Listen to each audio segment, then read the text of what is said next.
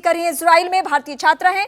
आपका भी स्वागत है। मैं आपसे भी बात करूंगी। कर्नल तेज टिक्कू सर, रक्षा विशेषज्ञ, आप सभी का स्वागत। सबसे पहले मैं के सिन्हा सर आपके पास आती हूं। जो इस वक्त हम स्थिति ग्राउंड रिपोर्ट जो दिखा रहे थे, दिखाने का मकसद यही था कि ये दो ऐसे लोगों के बीच युद्ध लड़ा जा रहा है जो युद्ध के नियम को नहीं मानते हैं, जो जिसने जिस तरीके से सुलूक किया उसका जवाब उसी तरीके से, या यूं कह सकते हैं कि उससे दो कदम आगे बढ़कर।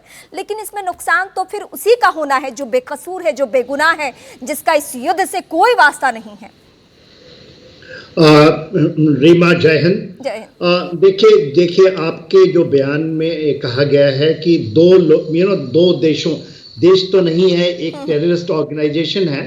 हमास टोटल टेररिस्ट ऑर्गेनाइजेशन है, क्योंकि हमास का चार्टर ही कहता है the day of judgement will not come until the Muslims fight Jews and kill them each and everyone.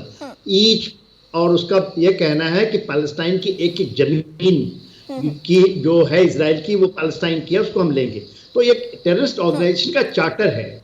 और देखिए इजराइल जो है, इजराइल एक देश है जो कि पूरे के पूरे अपने नियम कानून इंटरनेशनल लॉज को मानता है। हाँ, वो एक डिटरमिन्ड स्टेट है। वो स्टेट है जो कि पूरी दुनिया में पूरी इतिहास रही है कि यहूदियों को सताया हुआ देश है। यहूदियों को की संख्या 17 करोड़ होती थी सेकंड वर्ल्ड वॉर के समय, 17 करोड़। आज बच गए हैं 1.5 करोड़, जब उस समय टोटल आबादी 300 करोड़ की थी। 800 करोड़ पूरे विश्व की आबादी है। उसमें से 65 लाख रहते हैं इजराइल में, 55 लाख रहते हैं यूनाइटेड स्टेट्स ऑफ अमेरिका में।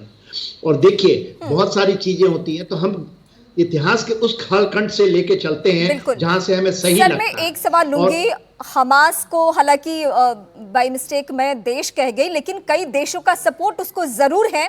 ये सच्चाई है। इसी सच्चाई को मैं आपसे समझूंगी कि हमास को इस वक्त धर्म के नाम पे किसी और एंगल से कौन कौन से वो देश हैं जो कि बैक सपोर्ट कर रहे हैं और जिनको बहुत खुशी मिल रही है जो इजराइल पे। लेकिन मेरे सहयोगी इस वक्त कुछ रिपोर्ट्स दिखाना चाहते हैं। मैं फिर से नीरज का रुख कर लेती हूं एक बार। नीरज, वहां से कुछ ग्राउंड रिपोर्ट या कुछ नई बातें आप बताना चाहते हैं हमारे दर्शकों को, जरा बताइए।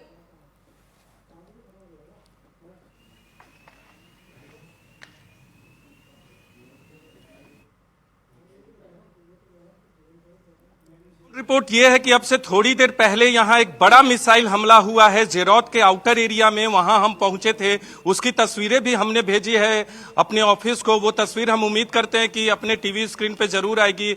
एक ऐसा मिसाइल जो बड़ा मिसाइल गिरता है उसमें आग लगा हुआ है। वहां हम पहुंचते हैं धुआं देखने के बाद, और वहां जब पहुंचे तो देखा कि एक बहुत बड़ा मिसाइल है। वो एम्बुलेंस के लोगों ने हमें वहां से हटा दिया, और इसलिए हम फिर सेंट्रल जेरौत में पहुंच गए हैं जहां थाना है। और इन सड़कों पर एक बार फिर बताते, अब से थोड़ी देर पहले आपको यहां सड़कों पे गोलियां दिख रही हैं, जो आपस में जो गोलीबारी हुई थी दोनों पक्षों के बीच में, हमास के लड़ाकों के बीच में और जो पुलिस के बीच में। 7 अक्टूबर को 20 ऐसे शहर थे गाजा पट्टी के आसपास जहां हमास के लड़ाकों ने हमला किया था, चाहे समंदर के रास्ते किया हो, एयर से किया हो या फिर लैंड से किया। उसमें एक जेरौत भी था। जेरौत जरूर दिखाएंगे, अपने दर्शकों को दिखा भी रहे हैं आपके जरिए। चूंकि इस वक्त मेरे साथ एक्सपर्ट्स हैं, उनसे बातचीत करना जरूरी है। कर्नल तेज टिक्कू सर, मैं आपके पास आती हूं।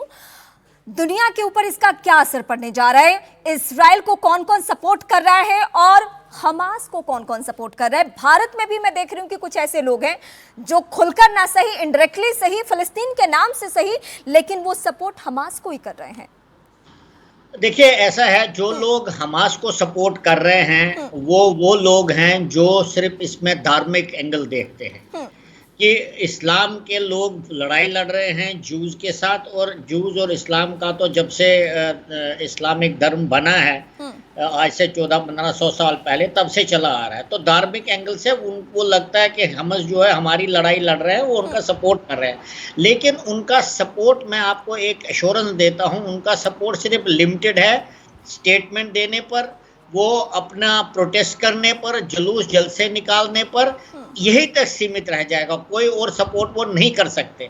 जहां तक इजराइल के सपोर्ट करने की बात है, जो देश इजराइल को सपोर्ट कर रहे हैं वो देश उस देश को सपोर्ट कर रहे हैं जो एक मान्यता प्राप्त देश है, जो यूनाइटेड नेशन का मेंबर है।